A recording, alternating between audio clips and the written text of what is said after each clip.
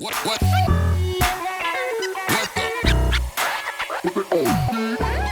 Can you believe it, Michael? We're already back for another Desert Bite. Another one. I love it. I love it too. And last week we talked about rodents in the winter, how they like to find a nice warm place to hide. And this time, because we have to, keep talking about in the theme and spirit of the podcast, biting. Yes. We're going to talk about the biting truth. Do you like that? About the damage that those rodents can actually do to our home and our office. So it's more than just a nuisance. Like, it could be dangerous. So with that, talk a little bit about some of the things that you've seen from that rodents have left behind. Oh, yes, because, we categorize rodents as pests for a reason. Okay. The definition of pest is an unwanted being, insect, rodent, whatever, into an unwanted area. Gotcha. That can also cause damage to that structure or whatever they're infesting. So rodents do become a pest because of their destruction power. Okay. They can destroy a lot of things. Like, what have you seen? What are some of the things you've seen? Because this could cost thousands and thousands of dollars for home and business owners. Oh, yeah. The one thing that I saw that was big, it was huge. It was a telephone company that we serviced one time. And they could not afford at all to have a mouse inside their fiber optic room. Oh my gosh. And this is hundreds of thousands of miles of cable that they cannot have a mouse chew through one. Because if it does, it's going to shut down the whole system. Oh my gosh. And they literally have to go through each foot of wire to try to find where What the a bite. nightmare. Yeah, it would have been horrible. So we put so much stuff in there to protect them from having mice that it was crazy. I've never seen application of baiters and bait stations in my life. We put a lot. Like how many? down. Like hundreds? That one we put down on a building, probably 50 by 100. We probably put down maybe, I believe we did 15 on the outside. And then on the inside, we had a corner station every corner of that building. Wow. I mean, every corner. And we had 10 cats. It's a metal box that has a sticky pad in it. We had that every 10 feet throughout the whole building. And it was huge. And, we had to. They cannot afford to have any mice go in there and just take a nibble out of one of those. Right. So that was a lines. preventative measure. Oh, yeah. And so we talked a little bit about this the last episode, but if you missed it, this was fascinating to me. Why do they chew? Because they chew everything, and I even read they can chew through soft concrete. Oh, yeah. So why are they chewing like that? So there's multiple reasons. First, to eat. They have to get somewhere where they can get to food. So they're going to chew through cereal boxes. Yeah. Barriers to get to. Okay. Oh, yeah. They'll chew through cereal boxes, all that fun stuff to get to that food. They also chew just to get to warmth. They need to get somewhere that's warm, especially during this time of year. It's cold outside. We want to be somewhere warm. So do they. They have a mind. They want to get somewhere that they can stay warm because they're mammals as well. And also just to sharpen their teeth. They do that. They chew through on metals just to sharpen their teeth. The concrete, you get wood. You can hear it throughout your house that they're just sharpening their teeth. They just want to nibble and chew through stuff. So, that's damage right there. Yeah. All your wiring, your internet connections, stuff like that. Have you seen instances where they have chewed through some of those things for homeowners? Yes. And what does that look like? Yes. What kind of calls have you gotten? Yeah, so we had a call about 2 years ago in Amarillo. And it was a little old lady. She kind of had dementia, so she didn't really know what was going on. Right. Her daughter called me over there, and she said, we had an internet issue and an electrical issue. The electrician went up there, checked it out, said mice were chewing through the wires. Oh. Okay, Like in cool. the attic? In the attic. Okay. I said, okay, cool. So I get in there and I do my initial inspection. Yeah. She said, Michael, they are in here and they're everywhere. And you walk into the house, it's a nice house. The little old lady had it nice and clean. It was nice. And she said, they jump out at you. I was like, no, they don't. And she's like, yes, they do. I was like, okay, let me go check. Bold mice. Yeah, absolutely. Let me just go check. I walked through the house. I didn't see anything. And the whole time, her daughter, she's on my shoulder the whole time.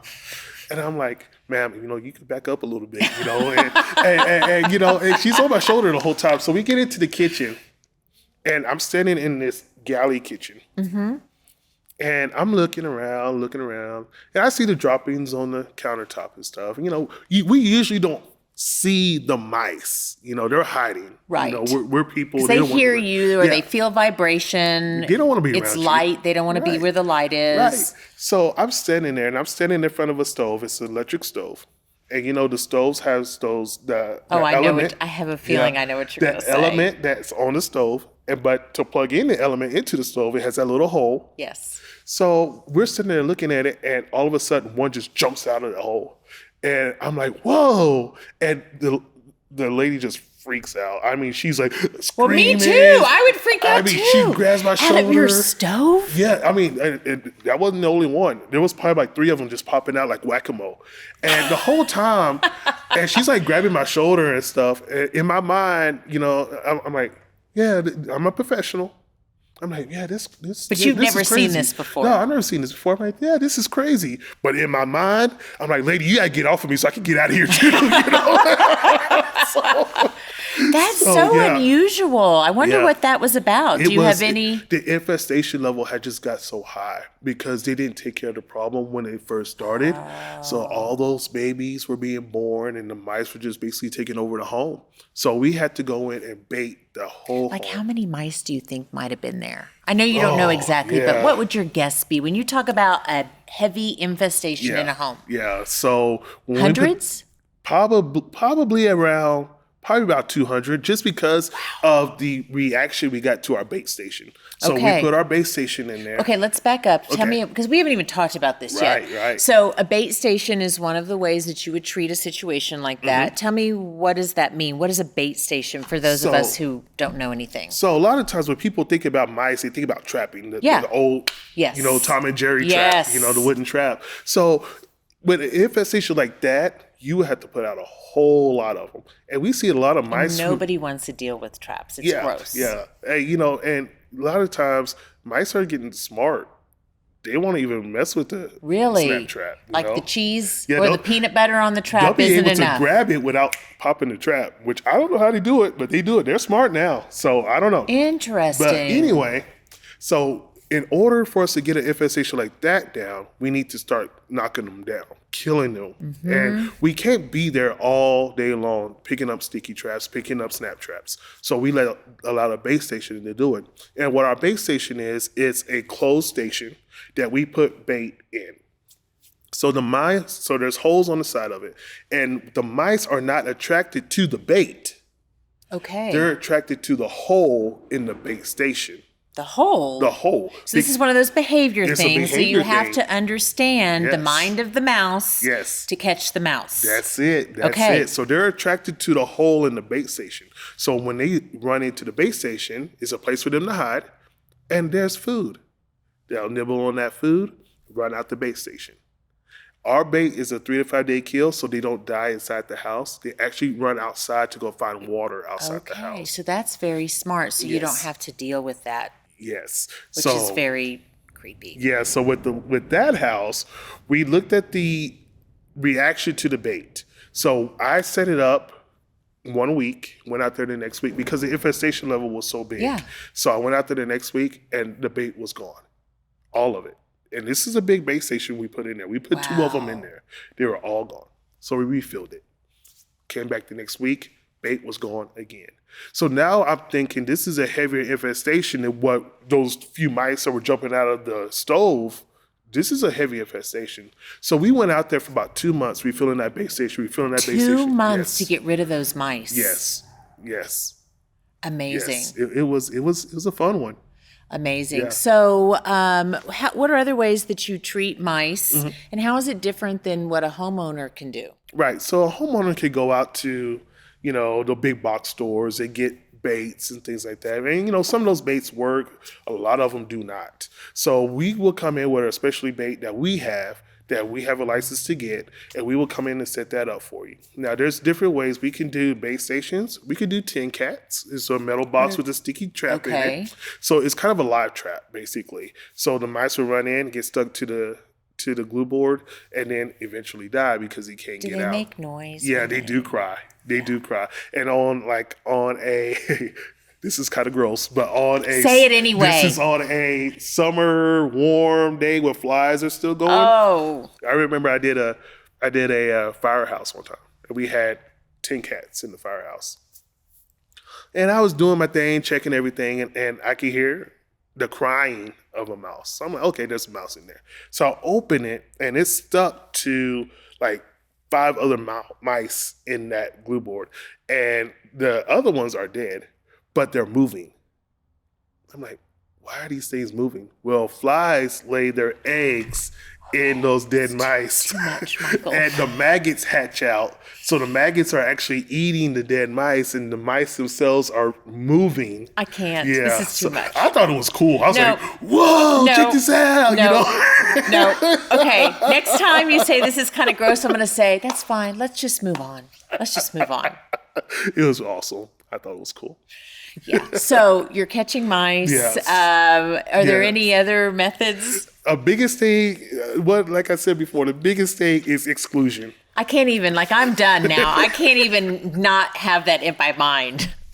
It is. I have to show you. I'll show you a video. No, when I find I it. don't. Okay. Hey, but maybe if y'all are interested, maybe we can put the video Yeah, up. I think How's it's pretty that cool. sound? Yeah, I think they'll like it. I really do. But exclusion, so you want to, Yeah. we talked about this last time, so you Yeah. want to plug up all the holes. Right. Seal up the house. Yeah. Seal up Yeah. the house. Because if you can seal up the house, you won't have to worry about mice going into Right. the house. Right. So, you want to seal up holes, gaps underneath the door. That's a huge deal. So, Okay. putting in door sweeps, that's going to be a big big thing. deal, because I've had customers that tell me when they open the door, mice come in. And they literally see a mouse come in. I'm Like they're waiting on the front Yeah, porch to yeah. have their chance to mice enter. are smart. But they're not really afraid of humans.